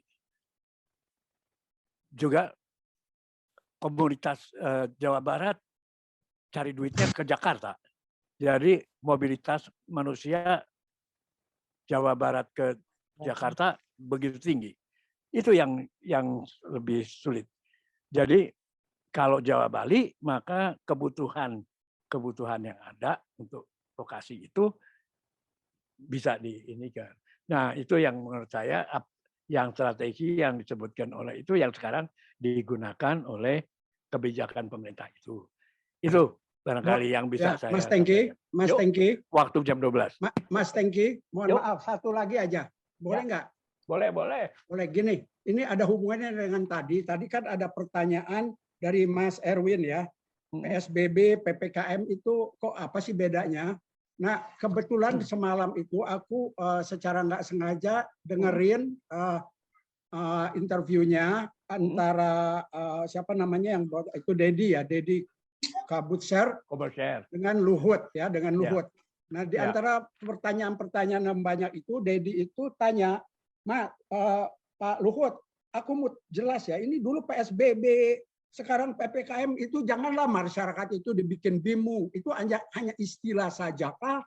Betul juga yang Mas Erwin tadi bilang, apa ini hanya untuk menghindarkan tidak mau memakai lockdown. Coba Mas Tengki bisa nggak Mas slide yang mengenai PSBB yang Kementerian Peraturan Kepmen. Kalau nggak salah 10 ya. 10 tadi ya. 10 atau berapa itu tadi? Itu jelas di situ. Sekarang yang paling penting Coba, dia coba. harus menyadari Oke, gini. Sebelumnya jujur dari diri sendiri supaya depannya nggak begitu. Itu aja. Enggak, setelah dia itu, mau Mas. nggak santai gimana dong? Waduh, ini Dia harus sampai santai. parah ya. Enggak, yang ada peraturan dari menteri. Iya, aku lagi. Didahului oleh DKI. Iya. Mana coba? Di situ jelas ya, dan mudah-mudahan betul yang ini bisa strategi yang benar ini. Setelah ini ya, Mas. Ya, satu lagi. Setelah ini mungkin. Setelah ini, Mas. Oke, ini. Ini PSBB ya. Nah, dijelaskan oleh Luhut secara jelas, saya senang juga. Gini katanya, PSBB itu dia bilang prinsipnya aja karena terlalu panjang. Dia ngikutin perkembangannya sampai keluar. PSBB itu dari bawah, dari daerah, dari Pemda. Dan betul ini kan dikatakan ada pembatasan sosial berskala besar. Itu ide dari DKI. Ya kan? Pak siapa dengan timnya lah, Pak sekarang siapa? Pak Anies lah ya. Diajukan ke DPR dan DPR menyetujui. Keluarlah itu peraturan Menteri Kesehatan. Ya, untuk PSBB di DKI. Dan saya ingat waktu itu segera diikuti oleh Bandung Raya mengikuti waktu itu. Ya enggak? Dan kemudian menjalar ke banyak provinsi. Jadi kekuatannya menurut Luhut ini adalah permen. Kalau bicara kekuatan hukum yang sekarang slide berikutnya itu PPKM itu adalah slide berikutnya PPKM itu udah dalam bentuk apa ini? Kepres ya. PPKM itu pemerintah menerapkan, mungkin Kepres sudah. Ya. Ya, pokoknya gitu ya. Walaupun baru di Jawa dan Bali mungkin karena itu yang dianggap urgent. Jadi diterangkan sama Luhut bukan mengganti-ganti istilah. Ini PSBB itu awalnya dari bawah bottom up dan disetujui dan dikeluarkan dalam bentuk keputusan Menteri Kesehatan. Nah, sekarang ini lebih kuat gitu loh ya penerapannya ya, makanya saya lihat sekarang itu benar-benar TNI, Polri apa segala turun sampai tank segala macam dan ini yang nggak berlaku waktu PSBB. Jadi menurut saya mudah-mudahan lah ya tadi yang dibilang Mas Winata strategi yang benar itu. Jangan jadi betul-betul kenapa baru sekarang saya nggak tahu juga lah. Jangan tanggung-tanggung gitu ya. Iya, jangan tanggung-tanggung. Ini udah bukan lagi dari daerah. Kalau daerah yang mengeluarkan Menteri Kesehatan lewat peraturan menteri mungkin kurang kuat kah gitu, atau masing-masing daerah menyerapkan PSBB sendiri-sendiri dengan aturan sendiri-sendiri sesuai dengan gubernurnya. Kalau sekarang udah ya mudah-mudahan betul ya apa yang dikatakan Luhut, PPKM ini lebih kuat gitu loh. Masing-masing kampung jaga sendirilah. Iya, tapi aturannya dari pemerintah, dari presiden gitu, bukan dari Menteri Kesehatan yang mengadakan PSBB dulu. Oke, itu tambahan aja ya. Itu yang saya dengar semalam. Baik, yuk, terima kasih. Ada pertanyaan lagi? Kalau tidak ada, saya persilakan Bapak Ketua, mungkin ada sepatah dua patah kata. Dan saya ucapkan ini terima kasih banyak sekali yang ikut, ada 26 orang. Juga satu dari luar negeri yaitu Mas Albert. Ya, terima kasih. Silakan Bro Dedi. Halo, di unmute dulu Bro. Sambil nunggu Dedi. Tes. Ya, Tes. dengar. Udah ya, oke ya. Ya. Terima kasih waktunya Pak Moderator. Saya ingin ngambil waktu sedikit sebelum saya tutup, saya kira ya. Satu, arena ini adalah saya bermanfaat fokus ke pandemi COVID-19 ya. Tapi karena kita memang dengan kondisi pandemi ini semua banyak keterbatasan, sehingga kita komunikasi ini ya banyak melalui WA ya, gitu ya. Nah, sekalian sebetulnya acara Zooming ini sekalian jadi ajang silaturahmi sebetulnya. Bisa bisa ngobrol. Ini khusus COVID, tapi barangkali saya beri waktu sebentar sebelum saya tutup. Barangkali berkaitan organisasi PMU dan lainnya. Saya beri waktu ya 5-10 menit barangkali ada saran atau pendapat dari teman-teman yang tidak ada kesempatan bertanya tadi atau diskusi, dari yang lainnya mungkin, barangkali menyarankan atau pendapat, kami persilakan. Pendapat mana apa, Det? Ya, artinya tidak khusus mengenai COVID. Ya. Saya sampaikan bahwa ajang Zooming ini kan pas hari ini sebetulnya berkaitan dengan pandemi COVID-19. Tapi sebetulnya dengan banyak hambatan pandemi ini, kita inginnya lebih bisa beraktivitas, ya, artinya bisa tatap muka atau bisa kita diskusi dan segala macam. Nah, tapi dengan keadaan begini, ya, ajang Zooming ini sebetulnya kalau kita bagi dua, let's say 75% kita bicara tentang materi, mungkin yang 10-20% kita bicara secara umum, anggap kita silaturahmi sambil yang bermanfaat. Barangkali ada saran dan pendapat di luar COVID ini, entah program, entah apalagi yang lain. Jadi yang tidak sempat tadi bertanya atau bicara, mungkin kesempatan ini barangkali diberi 3 kesempatan yang bertanya atau mendapat sebelum kami tutup. Silakan. Di luar COVID ya, di luar COVID. Oke. Ya, betul. Silakan. Ada yang mau bertanya atau saran mengenai organisasi?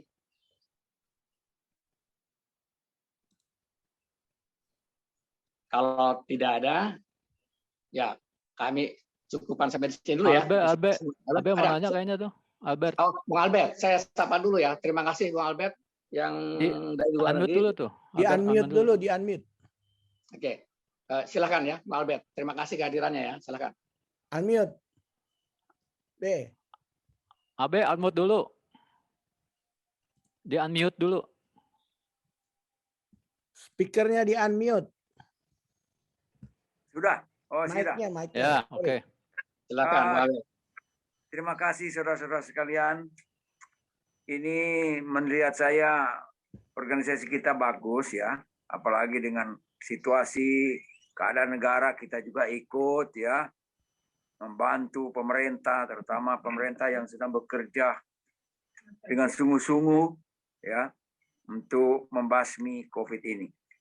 Kalau saya bandingkan di negara Australia dengan Indonesia, Indonesia lebih hebat dari Australia. Karena apa? Indonesia itu penduduk banyak, 280 juta. Kalau Australia cuma berapa? 36 juta. Nothing dibandingkan. Tapi kedisiplinannya lebih hebat Australia dengan Indonesia. Karena satu aja orang kena, pemerintah itu cepat berusaha untuk mencari di mana orangnya dan dilindungi, terus berusaha. Di Indonesia ya tidak mungkin penduduk banyak berdesak-desakan, tapi ya kita sebagai masyarakat yang terutama di PMU ini ya, mulai kita dalam lingkungan keluarga dulu, teman-teman kasih tahu bagaimana ya kedisiplinan itu perlu. Kita harus bersama-sama RT, RW dan semua. Sama dengan saudara saya di Jogja, saudara istri saya. Tadinya hebat di daerah kita, kuat. Akhirnya satu masuk, udah kelabakan semua. Jadi pada mati ada, saudara-saudara banyak kita yang meninggal juga. Selalu saya kasih pandangan. Kita harus betul-betul disiplin. Apa yang pemerintah berikan kita ikuti. Karena ini penting sekali. Kenapa India bisa? Kenapa kita nggak bisa? Dan kita sayangkan melihat masih ada beberapa ya masyarakat yang acuh tak acuh, bahkan kasih masuk di viral sekian ini itu ngacoin. Nah, pemerintah juga kurang tegas. Ini yang menjadi masalah yang harus diselesaikan. Jangan cuma materai 10.000 sudah habis. Jangan. Di Australia ini kalau ada yang kurang ajar langsung ditangkap, Pak. Denda. Jadi takut semua, disiplin. Nah, mulai kita sendiri, lingkungan kita. Dan kasih terang sama dengan Benny bilang, waduh. Benny tadi, waduh bagus juga ya, dia punya kampung. Dan ini yang kita harus membantu pemerintah. Kasihan. Kalau sampai, ya untung aja daerah saya di Manado juga sudah gawat lagi. Sudah menyembet, tapi saya harus mengatakan mereka harus begini. Jadi tolong kita semua yang anggota PMU berusaha ya, kita membantu lingkungan kita, tempat-tempat kita, keluarga kita, yang penting juga disiplin. Itu aja saya harapkan. Terima kasih. Terima kasih, Bro Ade. Saran pendapatnya yang bagus sekali. Kalau saya simpulkan memang kelihatannya disiplin itu nomor satu ya. Nomor satu. Dan memang presentasi ini mudah-mudahan memberikan pada individu PMU ya, membuat kekuatan pribadi ini, kalau masing-masing pribadi kekuatan disiplin dan pengertian yang tentang bagaimana mencegah COVID, mudah-mudahan menjadi membesar, menjadi skala nasional. Mudah-mudahan. Terima kasih Bro Abe pendapat dan sarannya. Saya kira memang kendala kita banyak sekali. Negara kita masih belajar demokrasi ya. Yang di Australia pasti demokrasi berjalan juga. Cuman tatanan aturan demokrasi sudah berjalan sehingga menangkap orang sudah ada aturannya sekali. Kita ini masih belum sempurna ya, paling sempurna yang memang itu dimanfaatkan oleh orang-orang oposan sebagai tunggangan demokrasi, padahal mereka mau berkuasa sebetulnya ya. Itu yang kalau saya baca dari pengamatan politik saya, dia sekarang menunggangi demokrasi yang berharap kebablasan demokrasi ini dan dia bisa chaos. Saya kira itu mudah-mudahan. Terima kasih Muabe. Salam dari Australia. Oke. Satu lagi saya kasih kesempatan siapa mungkin yang tidak berkesempatan untuk bicara, saran atau pendapat. Silakan. Saya cuma usul kita foto bersama. Oh begitu. Nanti sebelum ditutup ya. Oke. Ya, sebelum ditutup ya. Oke.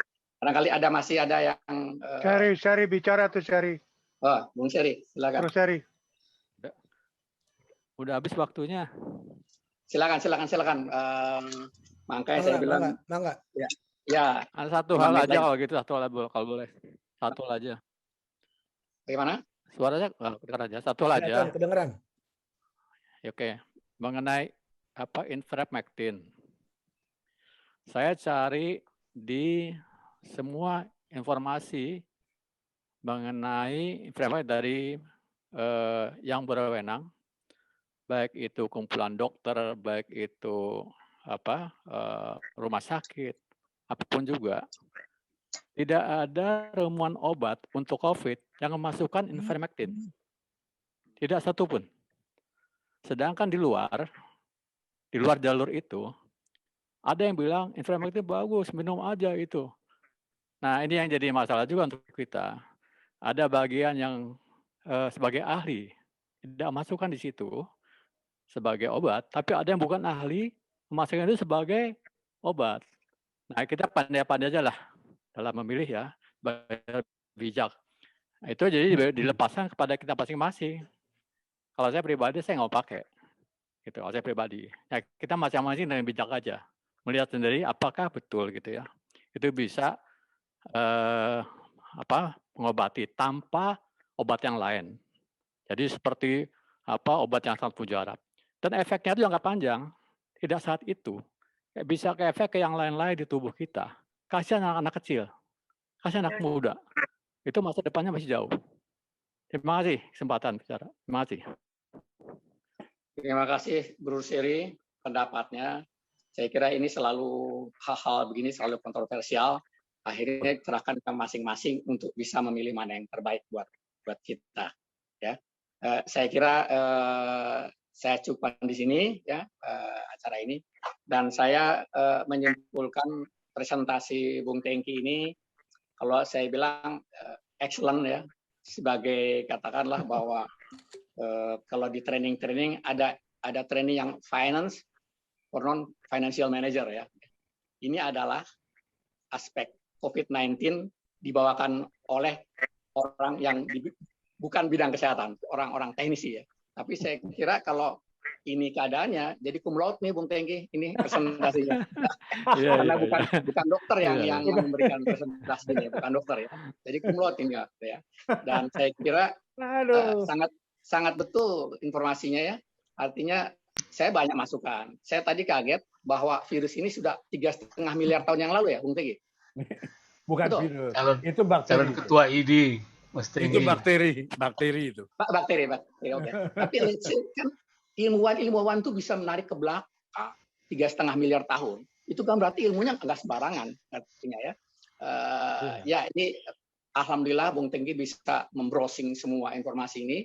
Yang saya yakini ini yang di luar kita perangkan hoax nih, medsos yang nggak keruan ya.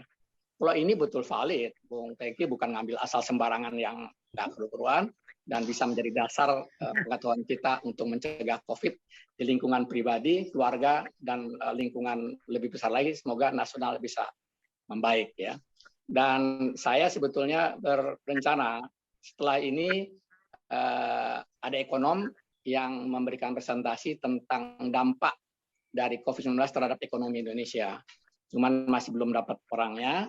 Saya berharap dari ekonomi di Trisakti bisa menyumbangkan. Saya masih mencari, mudah-mudahan barangkali 3 bulan kita COVID-19 dampak terhadap ekonomi Indonesia.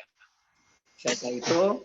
Sekali lagi terima kasih kepada semua pihak, terutama Bro Tengki yang presentasi, dan juga Bung Beni, Bung Edi Mulyadi, dan Bung Cahyadi yang membantu semua proses ini berjalan dengan baik. Saya kira sebelum kami tutup ya,